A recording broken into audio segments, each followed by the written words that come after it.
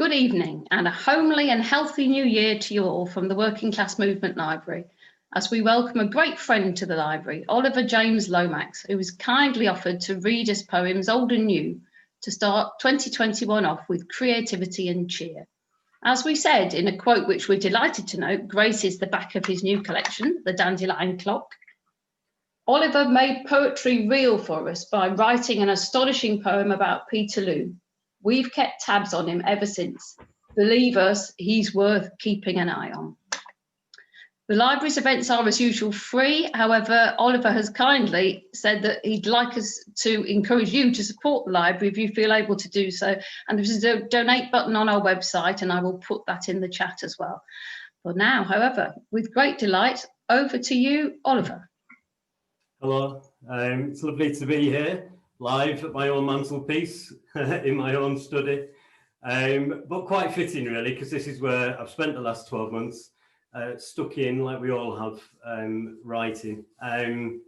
But it's lovely to be working in collaboration with the Working Class Movement Library again. It has become, in some ways, my unofficial office over the last couple of years. And I've written, performed there, and certainly been inspired by the wonderful archive that's held at the library. If any of you are unfamiliar with it, please, after lockdown, go and visit it physically, because it's a wonderful place and a wonderful archive full of rich material about our own history, certainly our own Mancunian and history of the Northwest. So I'm going to break tonight up into, I've got about 40 minutes that I'm going to read for. I'm going to break it up into 3 sections. So I'm going to perform some poems, I'll read some poems from my most recent collection, The Dandelion Clock, my most recent full collection anyway. And then I'm going to move on to a second collection of poems which were published a couple of months ago, which are poems specifically about my nan. I'm just going to read a few of those and talk about the background of that project. I'm going to read and perform some poems that I've written either in the Working Class Movement Library or in collaboration with them. Certainly the Peterloo poems that I'm going to be doing. And then finally, a little sneak preview of my next collection. I'm going to read 4 or 5 poems that I've not performed yet. And I'm deliberating whether or not to give away the title of my next collection, because I might yet change it because it's not gone to the printers. But we shall see. Maybe you can give me some feedback about that at the end. But first of all, I'm going to read some poems from the Dandelion Clock, which has been described as time-traveling poems of love, loss, and grief. So a joyous Thursday evening we are in store for here. This first poem I wrote is about the relationship I have with the memory of my granddad. I never actually met him. And I was kind of daydreaming one day and sort of time traveled back into his body in a bit of a quantum leap kind of way during the Second World War. And this was the resulting poem. It's called Goodnight, Sweetheart. It was about 6 weeks ago, maybe more. I fell out of a boozer and landed on the King's Road, slap bam back in 1944. I was doing a bit of moonlighting, said I'd been working away, became a double agent for forever and a day, and I no longer lived in the prison of my heart. At the checkpoint to the past, I got friendly with the guard and bedded over 100 women with nylons and sugar, and had a near miss with my future grandmother. And home on leave, I tore up Soho. A joyful Stanley Holloway stamped my passport, Pimlico, held up a post office with my finger and thumb, claimed to have written everything by Tom Gunn. And oh, what a lovely war. I became a conscientious objector and placed surefire bets on the score. And just like Grandad, I never spoke about what went on. It's not like I actually ever killed anyone. It was only a dream in time, and I was Nicholas Lyndhurst, not Marty McFly. So you can imagine my surprise when, rifling through the miscellaneous drawer, I find a Jubilee tin of photos labelled Spring 44, and one of me in full uniform the day that I left, laughing carefree at Nan's back door. lest we forget. Thank you. This next poem I wrote after a visit to the Wordsworth house in Dove Cottage in the Lake District. And the day that I visited it was the day that they'd sort of taken all the furniture out for it to be restored. And the tour guide was talking very passionately about Wordsworth's chaise lounge and all these other artifacts that were usually here.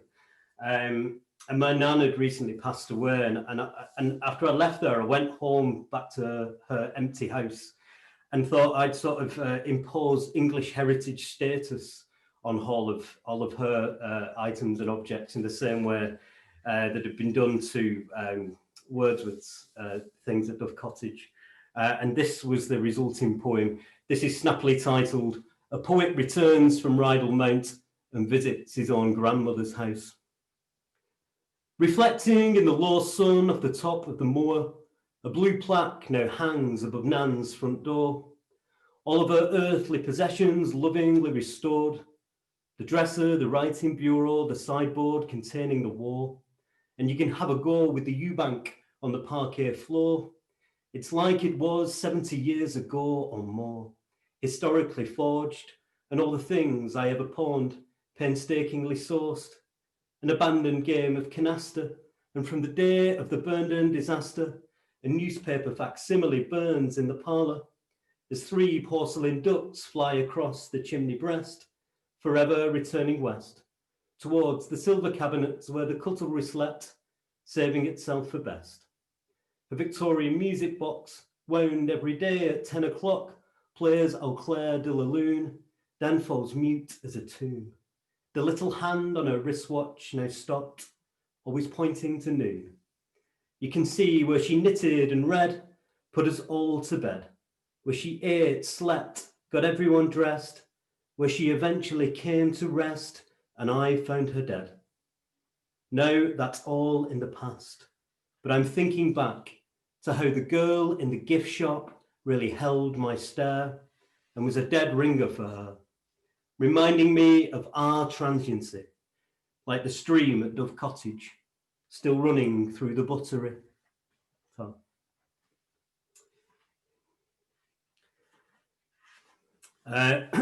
Going to continue with this poem,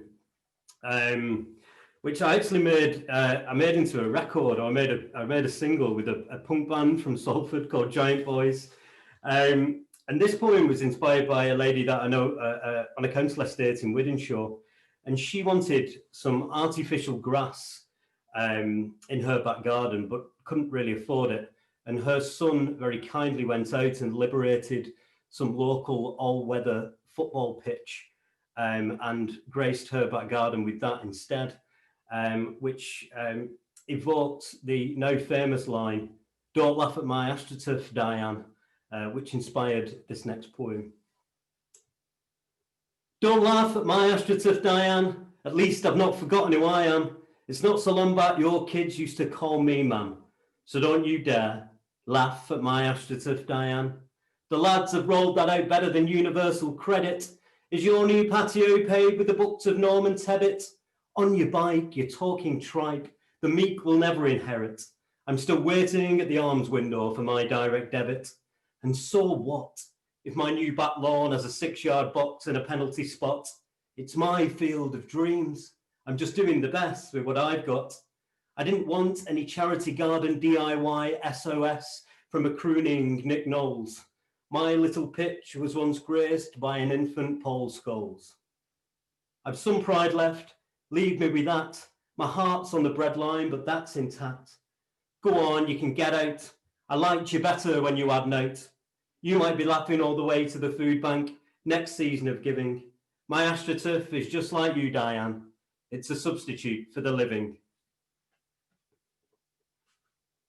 I'm still quite coming to terms with the fact that I have put Nick Knowles in a poem, and maybe I'll never forgive myself through life for doing such a thing. Well, Nick Knowles made a bad record, but let's move on to somebody who's, in my opinion, has never made a bad record, Mr. Marky Smith. And this next poem I wrote live in the Castle Hotel in Manchester. I decided to not go into work for the day and spend that day writing poetry. And I wandered in there quite early in the day, maybe lunchtime. And there was one other person sat in there writing also, and that was Marky Smith. And he was almost as drunk as I was, I think, at the time. But we didn't really exchange much eye contact, really, until somebody put some money in the jukebox and Born to Run by Bruce Springsteen came on. And you have to hand it to Marky Smith. I've never seen anybody look so underwhelmed by the intro to Born to Run as he did at that moment. I wanted to jump up and punch the air, but not Mark. He was suitably still sullen. And he scurried off afterwards, and I sat there for the rest of the day and wrote this poem, also snappily titled Listening to Born to Run with Marky Smith in the Castle Hotel. This poem is a sick note, a running joke. I had fallen off the commute, truant, and happened upon you, drinking alone in the parlour room on that Tudor-lit Tuesday morning. God was still yawning. The pearls of your eyes pleading like the stars across the bar. The ale, owl brown and heavy as the silence, mild inklings of violence. On our low horizon, an upright piano holding its breath like a coffin played to death.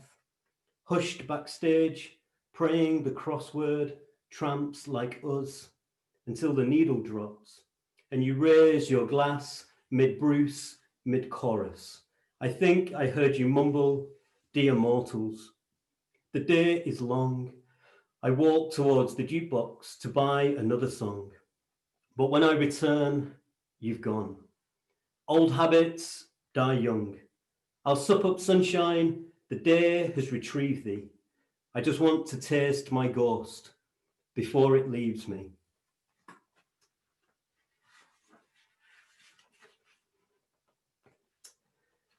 To carry on with this poem, this next poem I wrote in Bolton Hospital canteen. I was visiting, I don't just go to Bolton Hospital canteen to dine. And there was an old couple in there, and the husband said, or the wife said to the husband, I don't want to die in a place like this. Let's get a bottle of whiskey and backstroke together into the sea. To which her husband nodded enthusiastically, but said, yeah, all right, love, as long as it's not bells, which I thought was rather wonderful. I'm not sure where they are now, but I wrote them this speculative poem called The Pact. When their bodies had grown too old and they could no longer be free, they made a pact to backstroke together into the sea, holding hands and a bottle of whiskey, 87 and 93, respectively, moving slowly with the chop of the waves, journeying to eternity. Belly up to the gods and the constellations in perfect liberty.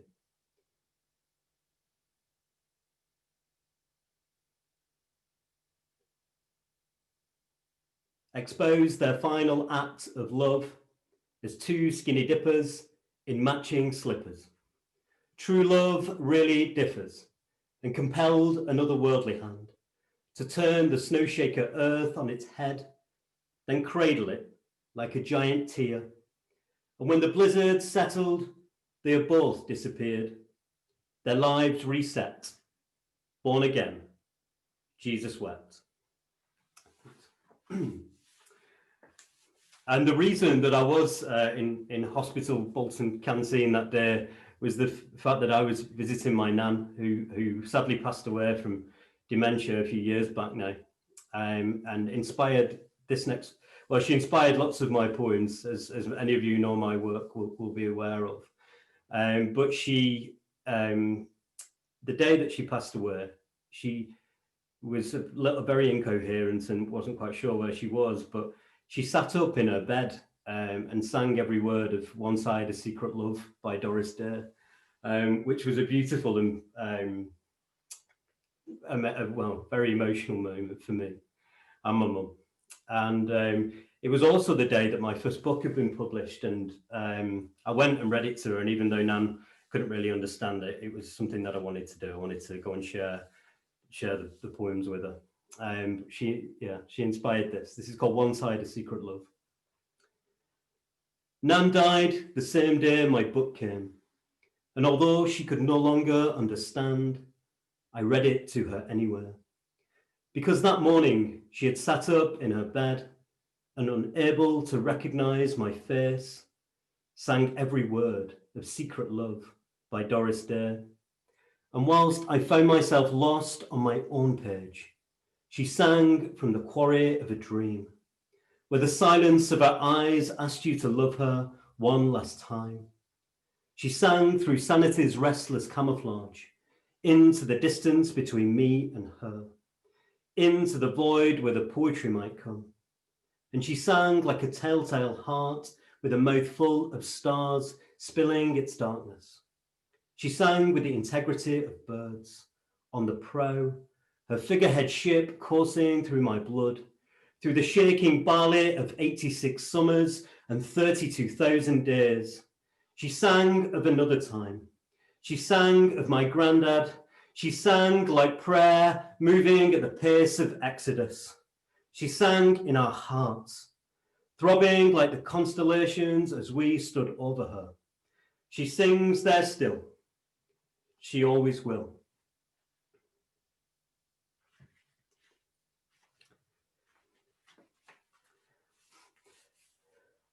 This next poem was inspired, it was a bit of an apology letter, really. My nan gave me my granddad's wedding ring, and I used to teach art, and while I was teaching it, I was teaching sculpture, and I lost the wedding ring, of which I've always felt really, really guilty for. It had been in our family, I think, for quite some generations, but I've managed to survive a couple of world wars, but not me, sadly. And this poem is simply called The Ring, dedicated to my granddad. I've thought of everything your father had and couldn't keep. In the wet clay at Ypres, in a secret pocket west of Flanders, it slept deep and safe, like his southern commanders. And you sat on the North African sand, toying with the circumference of that wedding band, nervously pulling it back and forth over your knuckle, then securing it safely back on your belt buckle. It survived 3 major conflicts to the best of my knowledge, but not me, teaching sculpture at the community college. As my hands moved in the slip and the clay, it must have slid off my finger and drained away. I'm told I have your eyes and your widow's peak, and that I have the same expression when I sleep. So I was gifted that gilded vow by your daughter and wife, in the hope I might pass it on one day, life to life. I turn through the photographs of the desert rats, trying to meet your eyes and find a match, but you are handsome and history and secure, and I am all guilt and unsure and poor. Are we one and the same? Were you with Keith Douglas in El Alamein? And did you point at him with your raised gun and say, what's he drawing now? That strange poet one.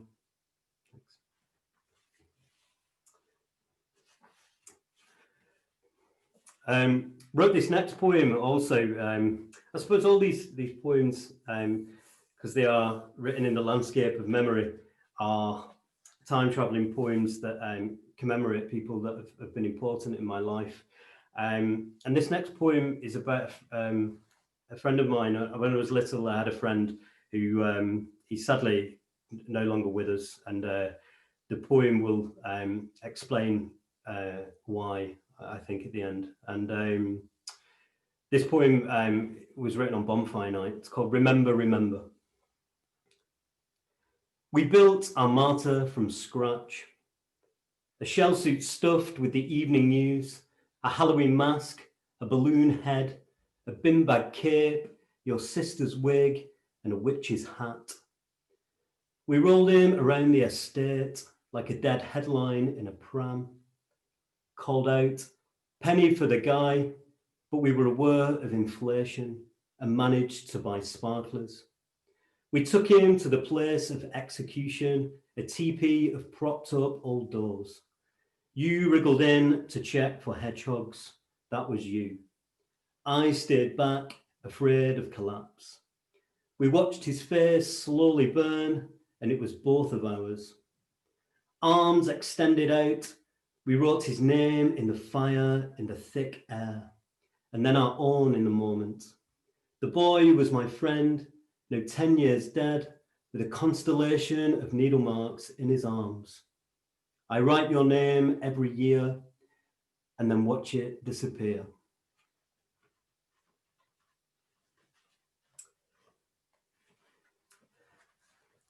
This next poem is called 1916 Hospital Train, and I wrote it at York Transport Museum because my life is a ball of fire.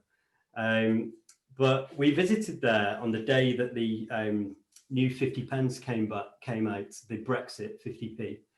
And on the back of that is, it says, rightly or wrongly, peace, prosperity and friendship to all nations. And I kind of didn't like that they were using that terminology on such a coin. And I thought I'd try and reclaim that phrase in this poem. Men, the colour of earth, carried naked as birth, like a race of clay, scrubbed back to their nationality again. We're all in the same box, comrade. Robert Graves of Bunkerware translates a dying man's letter and our capacity for each other. Cuts of ash splint a leg. Sweethearts rest on sleeping breasts. A cross is ghosted above their heads, anonymous in the collected bed. A travelling shore of black smoke with an encore of blood. The coal turns to angels and dreams them to God. Packed silent as tally on this return journey, a generation of great granddads and Ivor Gurney. And staring through a bullet hole of a photograph of home, a German soldier lies on the platform at Liverpool Station. Peace, prosperity and friendship to all nations.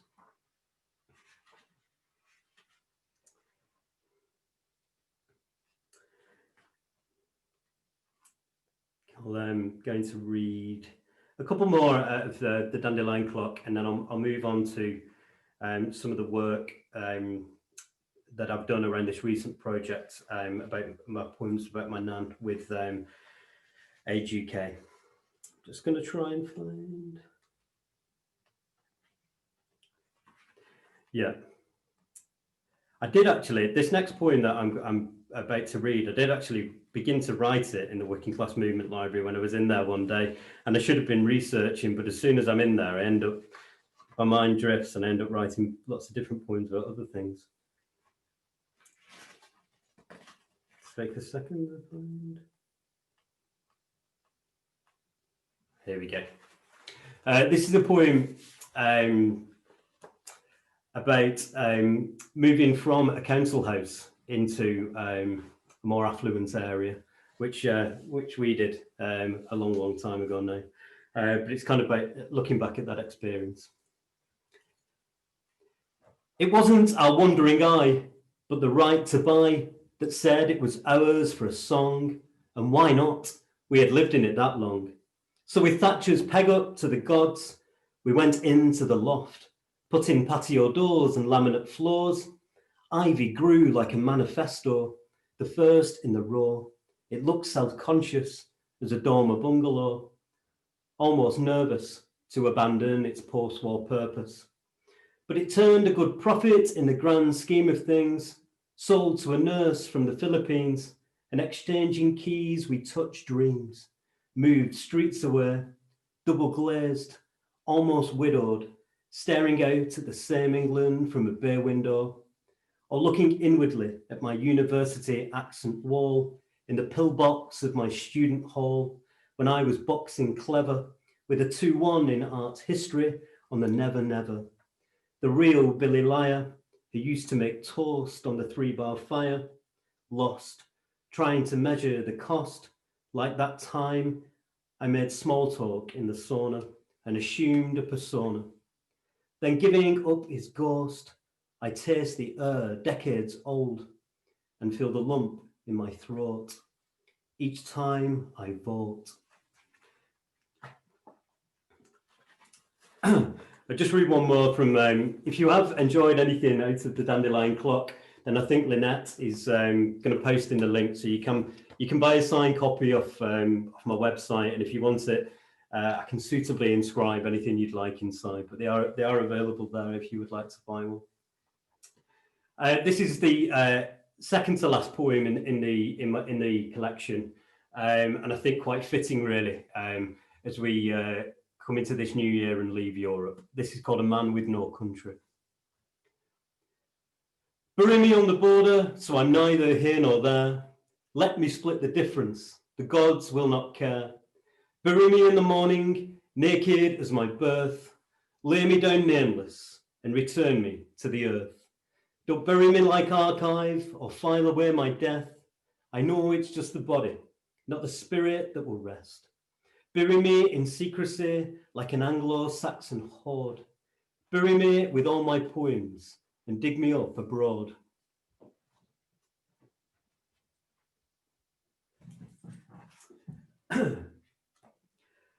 So the next thing I'm going to talk about is this project that I've done with the Age UK Oxfordshire, and it's a series of 12 poems all about my nan, and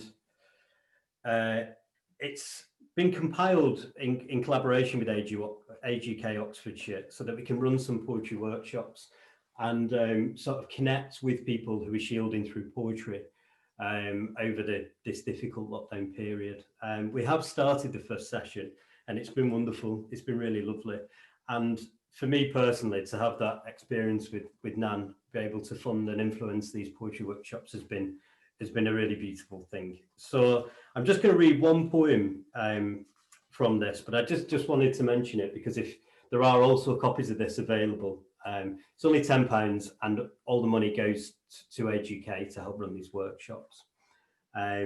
So yeah, I'll read this poem, which is, I did vow to myself, this is the last poem I'll ever write about my nan, but they keep creeping up. This is called By the By. It was months after she had gone, before he could really take in everything that she had done. And he got to thinking of all those things and what he might say if he had one more day. Of how she replaced the bird every time it died and gave it everlasting life in his name so that he never cried. Worked to knit corn from another world, saying, don't be a big girl, then flicked him a quiff and a Bill Haley baby curl. And never thought it absurd to tell of the curb when he fell, or how her eyes would well in that momentary pause before he cried, and once took her high heel to him when he lied. Watched him moonwalk in white socks on the lino while she did the pots, and cooked the books to keep him in sticker money, and somehow made the bread line taste like honey. And of all the hours she spent, and just what it meant, of how she remained a widow, traced the outline of a ghost on her empty pillow, and nearly almost cried when she heard him described as looking like his granddad, and bought him every fad, gave him the earth and emptied her purse for better and for worse, let him stay up past the watershed, then carried him to his bed, climbed in with him until he dropped off, and how she never measured the cost to her own heart and played the part every day, and how sometimes he would say, I don't want the lad seeing you taking me in, and how she would keep her distance as to not embarrass him, or ever call his name out in the street, and how she would dance on the tops of her feet, how she held him in all those ageless places, putting love through its paces, and how every day she must have gone through it, but when it came to it, he couldn't find the words to say exactly what he wanted to say, or summon a final goodbye. Could she see in the silence of my eyes all the hours that she had spent and just exactly what it meant. Thank you. So apologies if my mum's watching, she will now be in floods of tears, but if you did want to purchase a copy of this and donate to a really wonderful cause for Age UK Oxfordshire, then that would be wonderful. Would like to continue now and touch on some of the work that I've done with the Working Class Movement Library. Now, about 2 years ago now, I was asked to write some poems about Peterloo, which was a real honour and also a very difficult thing to do. But I went into the library to research using their wonderful archive there, and sat there for a few days with Lynette. Gave me everything that they had on the Peterloo massacre. And at the end of the 2 days, this was the resulting poem. If any of you who are friends of the library were at the Radical Readings event, you will have seen Maxine Peake perform this poem, who did a much better job of this than I am about to do. But this is my poem, Peterloo. I beg you will endeavour to preserve the most perfect silence. Put your hand to the ground and take its pulse. The time of the martyr is at your feet, a climate of angels lying low in a buried world, fragment seeds of liberty, sixpences of bone spent for us. This is the archaeology of the heart. Be meticulous with it and know that their ballad is in your blood. Their cries still rent the air outside the room where the Sex Pistols played, outside the room chasing Michelin stars, where boroughmongers and their abettors from an umbilical distance away severed the contract of the heart. As Hussar's sabres cut the seams of heaven and bled down onto the field of holy alliance, not to be petitioned by prayer. A flock that had drawn from the four corners of the northwest, a forest of men, women, children, and liberty, cut down, made to buckle in its bloom. The ball in their right breast, a Tory sphere that still orbits the poor today as they rust in a half-life harbour. Eclipses the truth on bedroom tax suicides, blots out the sun on the homeless wards. All evidence must be received. We are all the body of John Lees. All evidence must be received. We are all the body of John Lees. Look up 200 years and see time like a mirage, the ghosts of us. Hold their dreams aloft like something newborn, and let us sit beside poverty, have a word in its ear. Say, listen, we are here.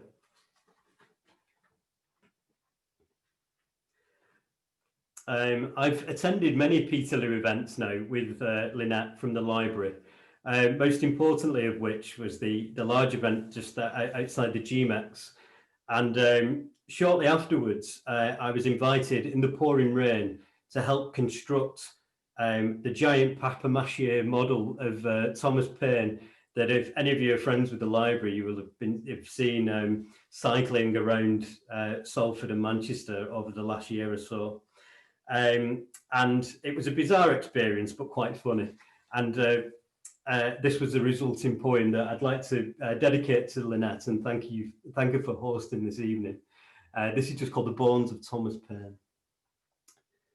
Today I carried the bones of Thomas Paine through a Manchester rain that could have beatified saints, and stood in the cycle lane, waiting for the lights to change for over 200 years. The rain pooled in the wells of his skull, and he cried real tears for Peterloo. And from the Britain's protection, we carried his paper resurrection, his old bones lost, but now picked clean from a dream, brought back to death, to again play his part. To keep the rights of man alive, you must excavate them from the heart. Thank you. So I'm just conscious of the time. I think we've got 10 minutes left. So I'm going to move on and read some new poems that I've been writing during lockdown. If any of you are in my Thursday night poetry group over here in Altrincham, then you will have heard lots of this work already. But to anybody else, this will be brand new. So these are some new poems from a collection that's coming out this year called God Missed the Last Buzz and Walked Home, which is kind of I think my tour of England really over the last 12 months and documenting lots of things that I've seen and maybe lots of the lives that are currently being left behind. But I will start, as we are doing a reading to support a library, I will start with my poem about a library, which I didn't write in the Working Class Movement Library, I must add. I wrote this in Bolton Library some time ago, and it's called The Library, Where Else? Where else could we shelter from the rain or actively seek work in vain? Where will the lonely come in wild abandon to email no one or Google things to do tonight or suicide or ask a stranger for the umpteenth time the time or seek legal advice on the behalf of an imaginary friend? Where will the lost come to pretend or play solitaire and share another man's air, if only for an hour a day? Where else will I while the hours away, pretending to be at work all day, or slowly disintegrate? And on Amnesty Day, I can return Lord Byron and the Scottish play, and watch my debts spiral out of control, and still take out a final loan, treat all the Philip Larkin as though it's my own, and download the Deer Hunter on my phone. Sleep for 2 hours in the afternoon, listening to the Beach Boys while reading Camus, and undercover search for an ex-lover anonymously online, sipping from the bottle of fortified wine concealed inside my overcoat, teary with a lump in my throat, and where I exercised my right to vote, but it didn't count, and that's twice on the bounce. I wanted us to remain and the Tories out, but our minds slammed shut behind us, and we were buried in silence, like the books, waiting for human gods. And now the DWP has moved inside us, overflowing with human kindness. But shush, shush, shush. There's people trying to work in here, in our libraries full of tears. 10,000 have gone in less than 10 years. So, oh, come all ye consolers of the lonely. The Gideon's Bibles are all reference only. And we have a duty of care. I chain myself to the complete works of Pamers, in a final act of defiance. Well, here in Bolton, not the John Rylands. Where else could I be poet in residence? Where else could I imagine permanence? Where else do they stack love so freely on the shelf? The library, where else?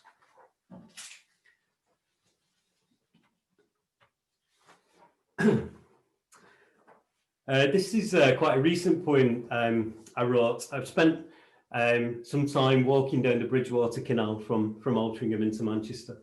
And there's a lot of men, I think, as I'm there feigning writing, there's a lot of men pretending to fish. And I think they're actually drinking. And this poem is about one man in particular that I've seen at the canal. It's just called Angler. A mathematical frost had drawn itself across the undergrowth. Each icy feather or shaft was a brittle ghost, haunting the canal bank like a temple fir. The cork float waited in his mind, mesmerized, a million miles away behind the eyes, trembling ambered fingers almost mummified, teasing out white maggots, a life at a time. The line was plugged into the mirrored sky, black depths of stagnation. Birds flew across the glass tide, miniature on the dark screen, heavens above, the worlds below. His Adam's apple like a shaved peach stone, pitted, raw with love, pulsing with every gulp. The faithful sketch of a dog with endless brown eyes stood in a metropolis of bottles by his side. The water hiccuped a flash of silver. Gilded flesh came dancing and fighting from the dark, broke the silence, conjured a bark. And busy trying to live, he was hauled in. And you know the real sin was he hadn't really come here today to fish, and I hadn't come here to write. Yet there on the masonry, his song died in our eyes. The excruciating focus, lost in the moment, of the moment, of the moment. It distilled as tears, and we drowned our own reflections, where all the rivermen practiced oblivion. Love is the rare bird that landed on the bank, and for a few thunder-clapping seconds held us both in its glance, then flew away, as if to say, you had your chance. Okay, I'm going to read two more poems, and then I think we'll open it up to questions if anybody has any. This is also another new poem out of my most recent collection, which I'm going to try and end with two maybe more humorous poems. I know it's probably been a bit of a sorrowful evening listening to many of them. But this is a poem called I Said Be Careful, His Bow Tie is Really a Camera. It's nothing but a storm in a teacup, this smear campaign, and it seems an awful long way to come just to take in a cathedral. Almost unbelievable. I mean, the nerve of it. And the real touch of evil was to toss the reciprocal, where some innocent bystander was foraging for love. And in playing that unexpected part, he turned over official secrets of the heart. This isn't the espionage of the past, said a man in the Telegraph. Take us back to when all the assassins wore pork pie hats. Give us Christine Keeler in a rented flat, bent as a 9-bob note with a Russian diplomat. The nudge, the wink, the invisible ink, washing all the evidence down the sink. 2 eye holes cut into a broadsheet. The radio transmitter, fountain pen and gun, with the imminent promise of a nuclear sun. That is how the West was won. And from the greatest of purges comes the ghost of Guy Burgess, returning like a homeward dove, sent from Russia with love. Thank you everybody for listening. I just want to end on this poem. I've been heckled all day in my inbox about this event, saying do the chicken one, and I suppose it wouldn't be a poetry reading of mine if I didn't. This is an old poem though. It's probably one of the first poems I wrote and shared with everybody, but it's the story of a battery, a lorry carrying lots of battery hens and chickens that turned over near the Trafford Centre in Eccles, and lots of the chickens ran into the freedom of Eccles, and others remained at the site and were still institutionalised. And this poem is a conversation between two chickens, of sort of a Thelma and Louise story of that event, and this is called Free Range. I want to be free to do what I want to do, like Marlon Brando. I want to hand in my CV at Nando's and ride a greyhound buzz into the heart of Kentucky and feed the Colonel a human butty. Does it really matter where a chicken settles? No, I just never imagined a life in Eccles, but it's handy for the Trafford Centre. Get off, I want some rural charm. That place is worse than the Battery Farm. I don't want to die in a Spatchcock crucifixion, out of my mind with a pellet addiction. This chicken's going to stay at large. I'm not going to go with an onion up my arse. Come on, Poussin, we've only got 28 days. Let us live, let us live, let us live, let's rage. In the later terms, kids we ain't. So let's run into the arms of a great estate. The chicken catcher's coming like some mock angel. That Jogsworth fellow could ruin this fable. And if he had a soul, I'd ask it. Does he want to end up as a chicken in a basket? And if a Citroen Picasso abstracts us both in the road, at least we gave our freedom a go. All right, I'll come. I'm just so afraid to live a life outside of this cage. And if I died today, hen, I know you'd never betray me. But if they make a film of all this, don't let Mel Gibson play me. Thank you very much for listening. 100 people silently applauding is not what you deserve after that. You deserve something much more. But yes, folks, if you wish to, Yeah, people waving and yes, thumbs up and virtual applause is everywhere. It's yeah, that was major thumbs up from Danny and Sue there. Yeah, that was yeah. We've known Oliver for a while, and we know how fantastic he is, and I'm sure a lot of you have come along tonight because you knew how fantastic he was. If you didn't, now you do know. And haven't we all had a treat? I have put both the links to both the books that Oliver mentioned in the chat, so you can click straight through to those if you want to. And I will be very happy to. So we've got lots of nice things in the chat as well, Oliver, which I will forward on to you because people have quite rightly been very nice. I have to say, only a Boltonian poet could rhyme purges and burges. That's It's going to have some benefits, Lynette. Right, what I'm going to do is I'm going to switch to gallery view here and see if anybody wants to wave at me to say they want to say something. Stuff coming through. I will, but I'm going to have to. There's so many people here. I'm going to have to. Oh, right. You want the Daryl Bunburys? Do you want to unmute? Go for it. Hi, Oliver and Lynette. It's Sarah. Hiya. Hello, you're right. Hiya. I just wanted to. It's not so much a question, but I just wanted to say I'm assuming the people on here know that you're an absolutely amazing educator as well. And just really, how have your experiences of working in schools with the kids over like COVID and everything like that? How's that gone? And have you got anything to say about that, really? Well, obviously, it's been a lot limiting to my experience of going into schools, but we worked together on a school poem, and I think, you know, children have had to rely on creativity of their own experience. I know the children wrote an amazing thing when we worked together, and it was certainly blew my mind a little bit, their response creatively to their experiences and what they were going through emotionally. And I think it's essential. I mean, whether you're young or old, you know, poetry has certainly got me through lockdown.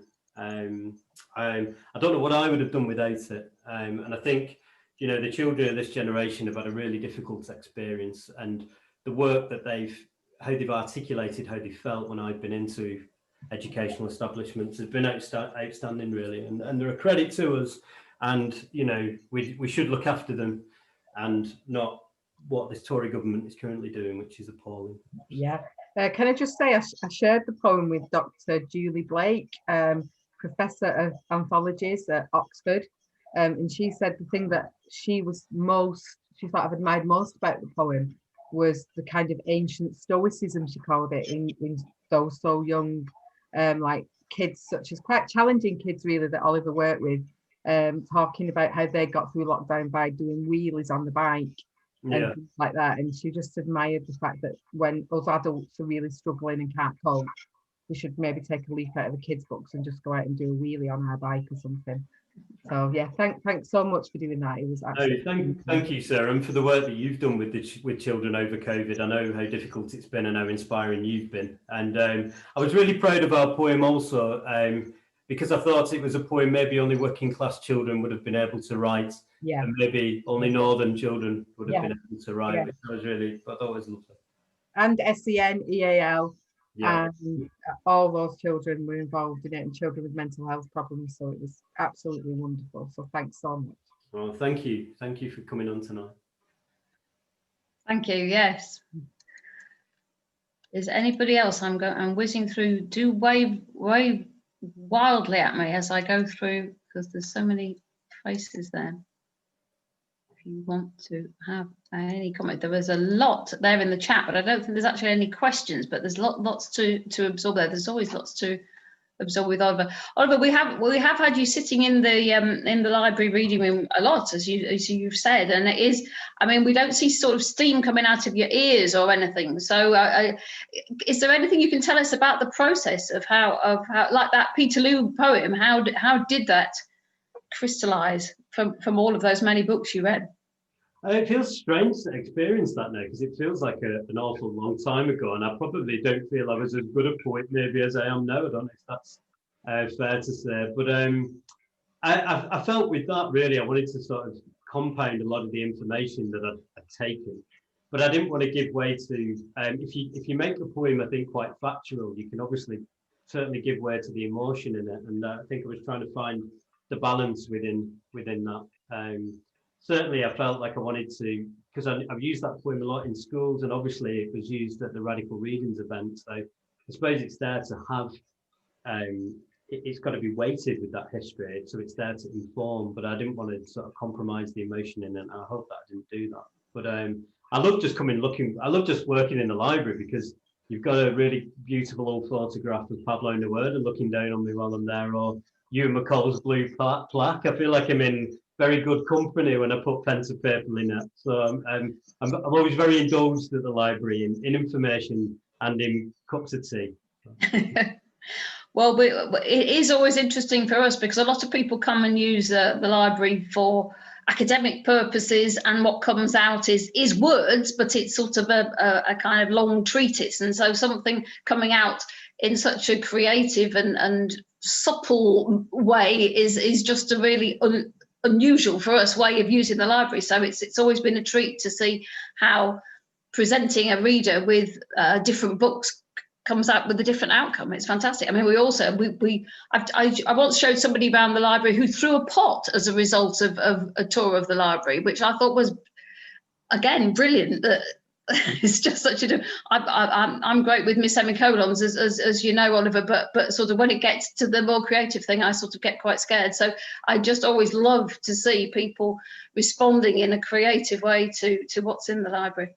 That's why we work so well together, you see, Lynette, because I'm completely hopeless in that walk of life. But I always feel like something of a charlatan, really, in the library, because there are lots of academics doing serious work, and I'm sat in the corner with my quill, doing well. But long may it rain and continue. Yes, well, indeed, and this is a great way of sort of helping it feel like it continues, and feel like the community of the library is still alive and kicking by having so many people here tonight, and we really appreciate that. And again, folks, if you're new to the library, then do have a look on our website. There's a page of resources you can explore from home. Sadly, very little is digitized so far, but we have got stuff out that we hope is interesting. Fantastic scrapbook of Engels' time in Manchester and Salford, which we have digitized, and just quirky stuff like that. Always something quirky at the library. Colin is waving at me. Colin, do you want to unmute? I do. Hi, all. Good to see you. Hi, Colin. You okay? Very well indeed. Ollie, there's a real musicality to a lot of what you write, real rhythm to it. How did you find working with the musicians, and is that something you might care to repeat? I would love to do it again, and I'm actually I'm working with a new project, not with a punk band this time, sadly, but with a composer. So we're going to set some of the poems to orchestral music, which should be rather beautiful. But I'd love to do that. I think the reach of poetry and music combined is greater than that of just a printed page, and I'm keen to express myself like that and perform a lot more. But I love the track. I struggle to read Don't Laugh at My AstroTurf over a drum beat though. So I ended up doing a separate recording, and they just laid it over, because I was trying to find the rhythm and the beat of the track and sort of perform it, and made a big mess of myself. So the two things happened separately and then came together, and it sounds great on the record, but I've never actually performed that live with the band. It only exists as a record. But music's a huge influence. I think, there was a lot of crossovers between music and poetry. I mean, I listen to lots of Leonard Cohen. I do love lots of spoken word. A lot of Nick Cave is almost spoken word poetry over music. And I think all poets really are just are dying to make a record. And I'm just one of those. You've actually appeared on stage with the Stalybridge Brass Band as well, have you not? I did, yeah. So I performed my Peterloo poem at the Alberts Hall in Manchester, dressed as Henry Hunt. Not my finest hour, that really. I have still got it upstairs though, and wear it occasionally around the house. But Yeah, it was amazing actually, because they tried to play the original music from the brass band at Peterloo. But as you informed me, Lynette, weren't the actual brass band never made it to the field because they were drunk in the pub before they got to the event. But what an amazing experience it was to perform that Peterloo poem with the whole brass band behind. It was, you know, it was not the rock and roll moments though I've been waiting for at the Albert Hall, to be backstage with Stalybridge brass band. You know, the drugs and the women were not there. You know, it's not. But it was amazing. It was amazing. Yeah. Linda is asking whether you offer any online poetry or lyrics writing workshops. Well, I'm currently doing this outreach work with AGK Oxfordshire, so that I suppose that is kind of a little bit like that. We also have our little poetry night on Thursdays. If you contact me through my website, I can send you the links over to those, so you'd be very, very welcome to join in. But I am looking at putting together some workshop courses over the course of this year. It's just been very, very difficult to obviously get anything in motion really with COVID. But like you've heard today, I do go into a lot of schools, and I was hoping to do a little tour of libraries this year, doing poetry writing workshops, which sadly have come to a grinding halt as a result of COVID. But as soon as lockdown lifts, there's lots of information there on my website. So please get in touch, and I'm very happy to talk to you one-to-one if you wanted some guidance around any writing. Is that Thursday night with Danny and Co? Says, it is, yeah. Yeah. Right, good. Andrea, are you waving at me? Yes. Do unmute. Can you hear me? Yeah. There we go. Well done, Oliver. That was brilliant. And some of them I have heard before, but it's been really lovely tonight. Libraries mean an awful lot to me, as they do to a lot of people, but not least of which because my mum was a library assistant and my stepdad was a head librarian all his life. And I love that poem, The Library, Where Else? But I've heard you read it before, but it felt different tonight. Has that poem evolved since you read it on the poetry group on Thursday nights? I might have been trying to ham it up a little bit because I'm conscious that I'm in my own living room with no audience, just reading to a blank screen. But I think maybe it was more performed or it was more aggressive as a result of this second lockdown. I was probably feeling quite chilled about my emancipation when I read it last time with the poetry group. Not so now. So yeah, but I think it's weird really. I hadn't read it myself for a while until I looked at it back then, but so I think some of those lines make me quite angry about what's happening to libraries, and maybe it was more impassioned as a result of that. Yeah, I mean, like most things, when you've heard them a number of times, you hear something different each time, and there just seemed to be more in it tonight. But it was brilliant. Thank you. Loved it. Thank you very much. Thank you. Thanks, Andrea. I think we may be drawing to a close, so if you've got a burning thing you want to say, now is your moment. I'm scooting through. Oh, Jeff, are you waving at me? Yes, I am. Hey, Jeff. Can you hear me?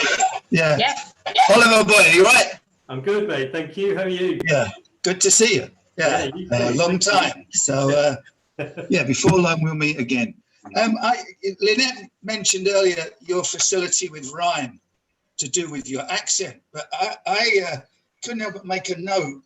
You managed to rhyme sauna with persona, which is pretty good. But I wondered if you were influenced by a great Welsh poet. You might know him more as a footballer, John Toshak. John Toshak wrote a book of poems called By Gosh, It's Tosh. Wow. And your line reminded me of his line, just got back from Barcelona, think it's time to have a sauna. Love you and leave you, boy. Oh, thank you very much. Keep hold of a copy of that for me, Jeff. I'd love to read that. Well, now we know the secret influences of Wallace's poetry. I love list poems and I love list songs. I love Nick Cave songs because they're lists. But also, We Didn't Start the Fire by Billy Joel. When I remember being like 16 and listening to it, and he rhymes "catcher in the rye" with "children are thalidomide," and I thought anything's possible at this point now. You know what I mean? So we've got Billy Joel to thank for all this nonsense. So very, very strange. Yeah. That, Okay. just for reference, there, Billy Joel is not a poetical influence of mine. I just like to right. Oh, backtracking rapidly now.